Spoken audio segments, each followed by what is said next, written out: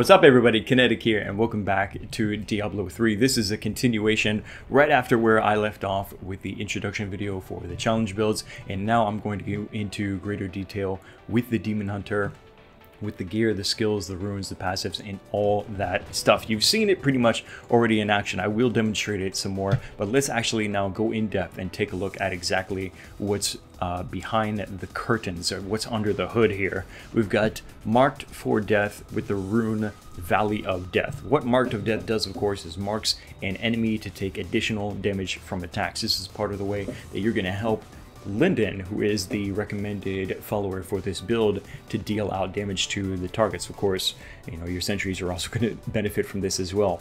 And Valley of Death is the one that I chose from the ones that I had available. All enemies in the targeted area become marked for death. In fact, if I kind of look over these one more time, yeah, I think I really recommend more this rune than any other, because it actually makes an area of effect. So all enemies that are in that area or pass through that area become marked for death. This is a big part of making this a success for the build.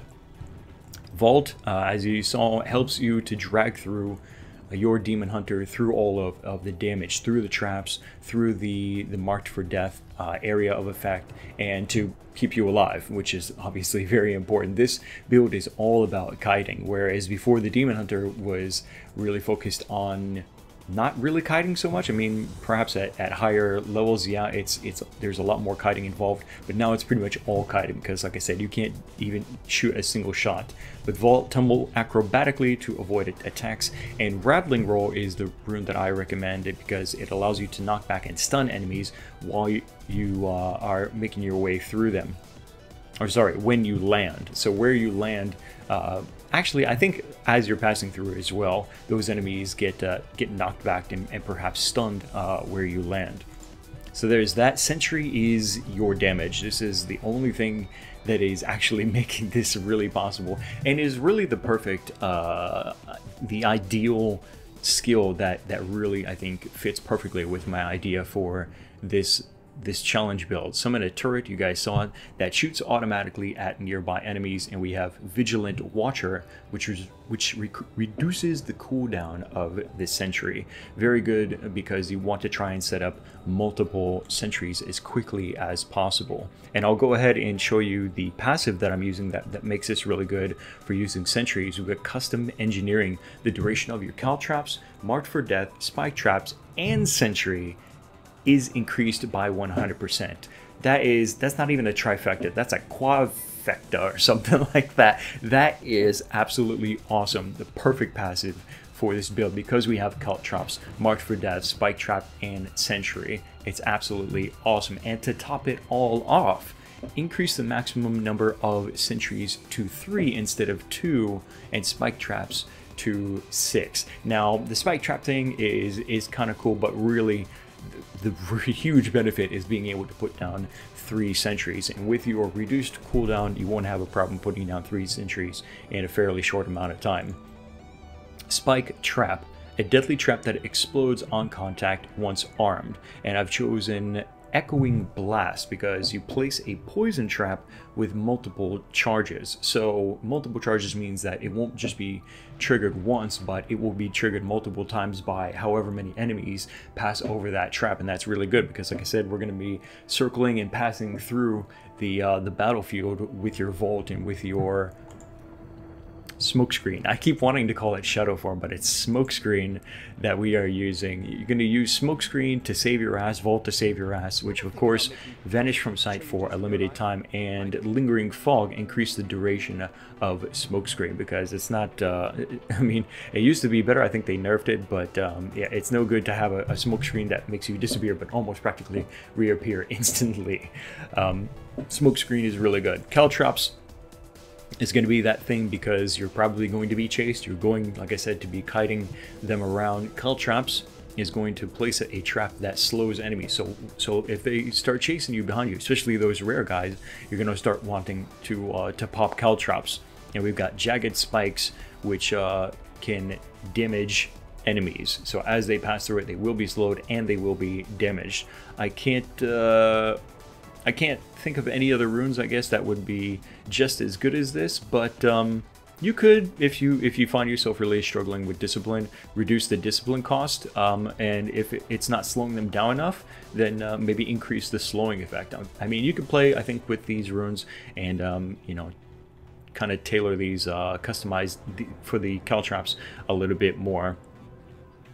But keep in mind, guys, that again, the idea is not to give yourself too much explosive power. What you want to do is you want to debuff your targets and you want to try and buff your follower. That goes for all of these classes, including the Demon Hunter, certainly. And I find that with this combination and with these runes, that's exactly what they do. If you think that another rune may do something along those lines and you prefer that, then yeah, by all means, go for it. Let's take a look at the other passives. We have Numbing Traps, enemies hit by Phantom Knives, we don't have that. Spike Traps, Caltrops, Grenades, we don't have grenades. And Sentry Fire have their damage reduced by 20% for 3 seconds. So when they get hit by those things, the damage that they deal is reduced by 20% for 3 seconds. That's pretty good.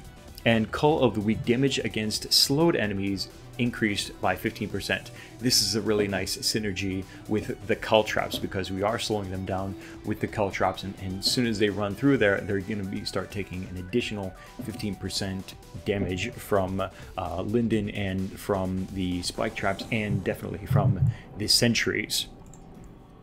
Again, Linden is the choice that I have for this build. I think that it's a nice visual that, you know, you're not completely taking out the weapon of the bow from the fights. It's still there, but it's just no longer in your hands. It's now in Linden's hands, and it's up to him to be pew-pewing alongside, of course, your sentries. So pump him with as much dex as you possibly can. Here he is at 42, and his damage is at 382. I've got a couple of rares on him, added up with some dex jewels, as you can see there, and dex.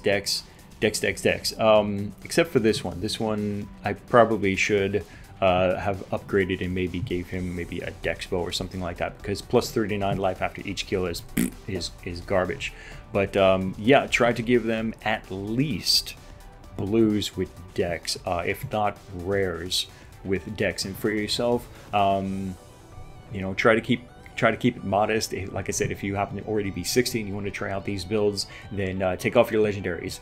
Get naked and go see Hadrig. Hadrig will make you a nice, sweet new blue set for you, or maybe some yellows to go with your Demon Hunter. And yeah, that's what I'm using here. And as you can see, it's a nice balance. I am struggling to stay alive. Every time I get hit, it's a pretty significant hit. Probably because I'm not stacking very much vitality either. Try to stack vitality, and if you find again that that it's a little bit too easy, in fact I think it seemed like I made it look maybe a little bit easy this time around compared to the introduction video, but go ahead and bump up that monster power. Currently it's set for me at monster power 5, but I think that these could definitely this could maybe see a little bit more action than that. I can really see monster power being picked up with this build if you have the right combination. But results will vary. I probably should have said that in the introductory video. Results will definitely vary depending on your gear, depending on what you give your follower and stuff like that. So yeah, start playing with that monster power and see what happens. Get away from me. I hate when I click and I don't move. Oh, this is really bad. Just when I was about to use Smoke Scream. But there you go. I hope you're looking forward to dying, because if you're not dying, then you may be overpowered. I'm glad to see my character die. Honestly, that means that this is challenging. It also probably means that I'm not really paying as much attention as I probably should be paying attention to make these work. But then again, that's the fun of it. These builds really force you to actually pay attention to the game, pay attention to what's happening, and to not just use a single skill to spam away your enemies. You're gonna have to work for those wins, and every battle is gonna feel like it's serious business. I think I've rambled on long enough for this Demon Hunter build, but again, yeah, let me know what you guys think in the comment section below. I hope that you guys try these out for your Demon Hunter, and let me know what your feedback is. Tell me what your experiences were like. Tell me if you know what changes maybe that you made for maybe monster power and stuff like that. I'm really interested to hear some people's feedback on all of these classes. But yeah, I hope you enjoy it. Click the like button because I would like to see some likes, even though I normally don't care so much about likes. I mean, if you've got no feedback, at least click the like button. Go, you know what? This is cool. And I'll be like, all right, then it was all worth it. And yeah, stay subscribed because I will hopefully be making some more of these challenge builds for different classes in Diablo 3, and it's something fun to give us to do until Reaper of Souls comes out. That's it for now. My name's Kinetic. Thanks for watching.